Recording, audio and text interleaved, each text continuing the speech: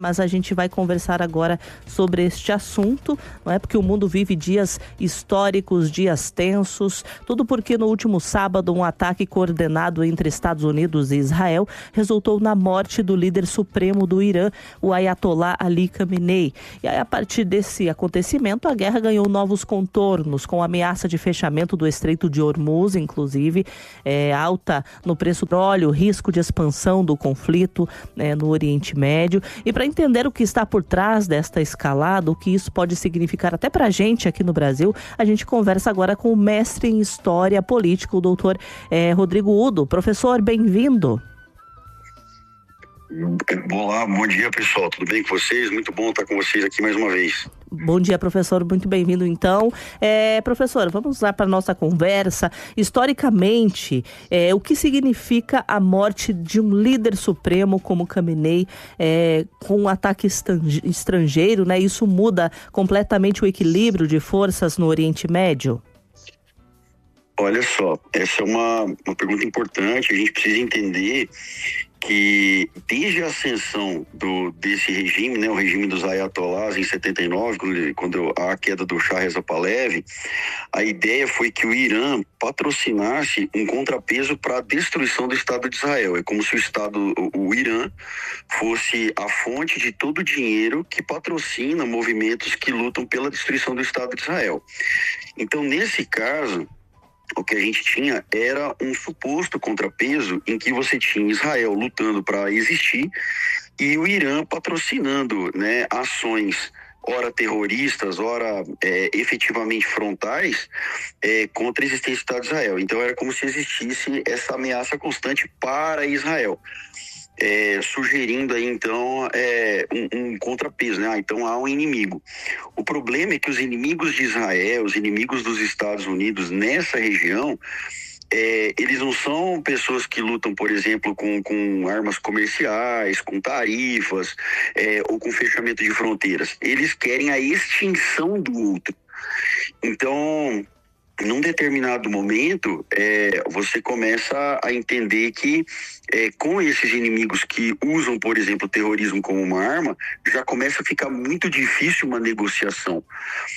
Esse tipo de discurso, ele é alimentado ainda mais pelo radicalismo religioso islâmico, que pretende não negociar, né? Porque negociar nesse caso significaria, em muitos sentidos, como existe um casamento entre religião e Estado, muito intenso entre eles, a negociação de Estado implicaria na mentalidade desse regime em abrir mão de pressupostos religiosos. Então, a queda do Shah não é uma queda comum, não é qualquer presidente que caiu. Vocês podem perceber que o Irã, inclusive, resiste muito mais do que, por exemplo, o que aconteceu na Venezuela, né? Logo mais a gente pode até falar sobre isso, mas a queda do Shah implica num restabelecimento de uma certa ordem no Oriente Médio. Ordem no sentido de paz. Uhum. Não estou dizendo que eu concorde, por exemplo, com a metodologia ou como chegamos a isso. É uma história até bem mais longa. Mas se confirmar, e ao que tudo indica, caminhamos para essa direção, se confirmar a queda do regime dos Ayatollahs, é possível que haja uma pacificação da região. É claro que ainda vão existir os tentáculos, né, da cabeça, que serão os grupos terroristas que são financiados pelo dinheiro que vem para o Irã do petróleo. A população iraniana não recebe esse dinheiro, quem recebe são os grupos terroristas. Para poder lutar contra Israel, para poder fazer atos terroristas na Europa, para poder fazer atos terroristas em qualquer lugar do mundo. Mas a ideia que se tem é que você, destruindo a cabeça, você tenda a desidratar, né, cortar as fontes de financiamento para esses outros grupos. Uhum. Jackson França. Doutor Rodrigo, estamos aqui nessa questão da tensão dos Estados Unidos e o Oriente Médio, enfim. Estados Unidos e Israel dizem que agiram para impedir, né, o avanço nuclear do Irã. Pela história recente, essa guerra já vinha sendo construída há anos, ou, na verdade, estamos aí diante de um ponto de ruptura inesperado? É muito interessante pensar nisso, porque, de fato, como eu disse para vocês, né, a existência do Estado de Israel nunca foi muito bem aceita, especialmente pelos setores mais radicais do islamismo. A existência do Estado de Israel é inaceitável, né? Eles têm aquele ditado, né? From the river to the sea, né? Eles querem eliminar o Estado de Israel, né? Desde o Rio Jordão até o Mar Mediterrâneo. Então, eles vão lutar para que o Estado de Israel desapareça. Então, quando a gente olha para esse cenário como um todo, Israel precisava gerar mecanismos para se defender e existir ali como um país, como uma nação e ter uma identidade.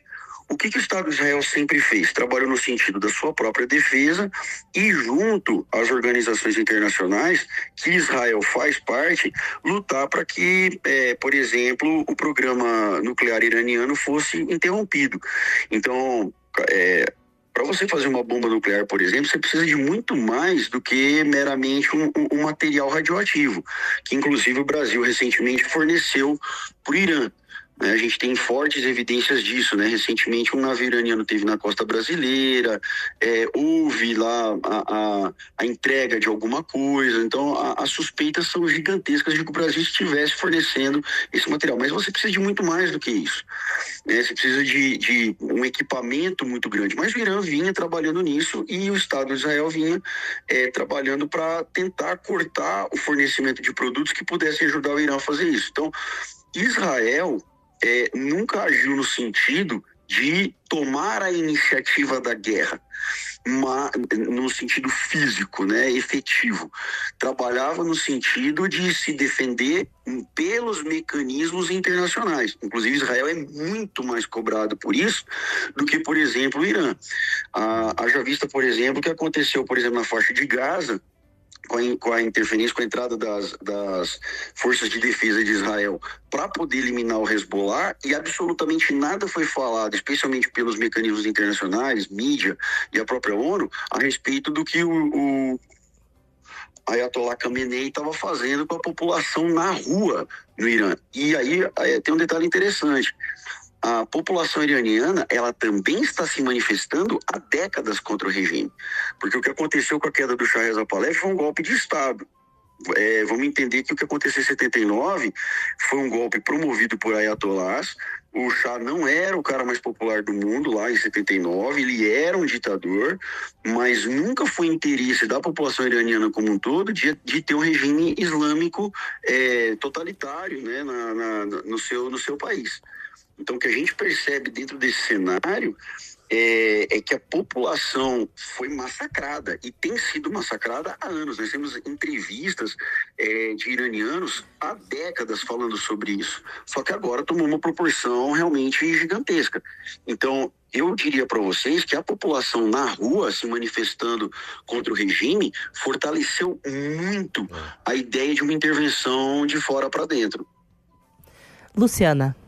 Doutor, agora algo que muito está falando também é a questão do Estreito de Hormuz, né? E o Irã ameaçou fechar esse canal por onde passa cerca de 20% do petróleo mundial.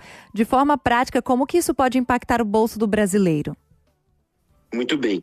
O Irã não fornece o petróleo que a gente consome. Tá? A gente consome petróleo ali dos Estados Unidos, da Arábia Saudita, da Guiana, inclusive mais recentemente. Porém, e nem acredito que os Estados Unidos vão chegar a controlar a médio e longo prazo as fontes de petróleo do Irã. Há uma grande possibilidade disso acontecer a curto prazo. O que pode acontecer é que, por conta de o Irã estar em guerra, ele vai fechar eventualmente alguma torneira e isso vai afetar, por exemplo, o fornecimento de petróleo para a China. E aí, como a China depende desse petróleo, produtos chineses podem acabar chegando mais caro aqui. Então, porque a dinâmica entre fornecimento de petróleo e consumo na bomba, ela é muito, uma cadeia muito imbricada, tem muitos fatores, né? Impostos, a gente tem o problema central do Brasil hoje, não é nem tanto com o petróleo bruto, é mais a questão o uso da blendagem, o uso do refino, né? O Brasil tem um problema estrutural com a questão do refino do petróleo. Então, a gente pode acabar tendo um problema, não por consumir diretamente do Irã, mas para os países que recebem do Irã e de quem o Brasil compra. Então, indiretamente, a gente poderia ter uma pequena inflação de preços, mas dizer que isso vai influenciar diretamente na bomba do brasileiro, a princípio, pode ser que não. A probabilidade maior é de que, a princípio, não, pelo menos não a curto prazo. Vai depender do tempo também, né, professor? Como disse, a curto prazo.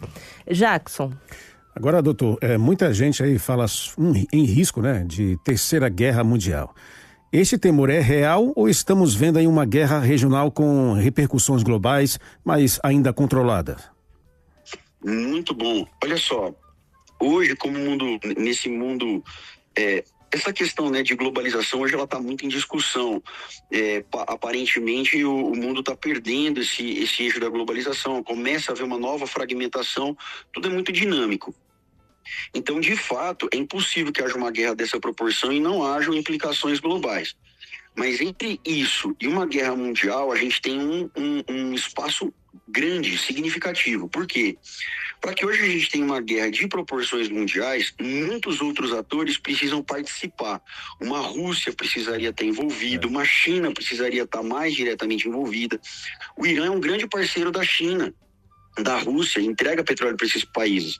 E a gente pode perceber que até agora eles não estão se manifestando. Não há uma manifestação clara de chineses e russos. Num cenário, inclusive, até mais amplo, os Estados Unidos têm agido nesse sentido porque o seu grande inimigo global econômico é a China. Né? A gente estava ouvindo aí, antes de começar a entrevista, a gente estava ouvindo, né, que os Estados Unidos têm pensado em estabelecer bases militares, onde os chineses têm crescido muito. De fato, a China tem muitas fazendas compradas no Brasil, na América Latina toda, na África. E depois de eles comprarem uma fazenda, eles podem estabelecer ali o que eles quiserem. E isso preocupa os Estados Unidos por conta do avanço do regime chinês. Essa, inclusive, ela é uma história que está diretamente conectada, mas é para um outro momento. Então, o que acontece? Para você ter uma guerra em escala, uma guerra para a gente chamar de mundial, a gente precisaria da entrada de outros atores que nesse momento não estão se manifestando sobre o conflito. A gente até percebeu aí que o Irã atacou a Turquia, né? E aí a Turquia a Turquia avisou que a OTAN interferiu ali, destruiu esse míssil que foi jogado ali. E parte da estratégia do Irã de tentar trazer outros atores para o conflito e criar um caos global. É uma estratégia de defesa. Vou tentar criar uma desorganização na casa deles para eles terem dificuldade de me atacar. Então, essa é uma estratégia do Irã. Mas disso para escalar para uma terceira guerra mundial ainda é muito pobre para a gente poder chegar nesse ponto. Ainda estamos bem atrás. Certo. Bom, nós conversamos aqui com o mestre em História Política, professor Rodrigo Udo. Ele ajudou a gente a entender um pouco aí desse momento decisivo no cenário internacional. Professor, obrigado aí por sua participação e pelas análises. Muito obrigado por estar com vocês. Que Deus abençoe o trabalho de vocês e tenham um ótimo dia.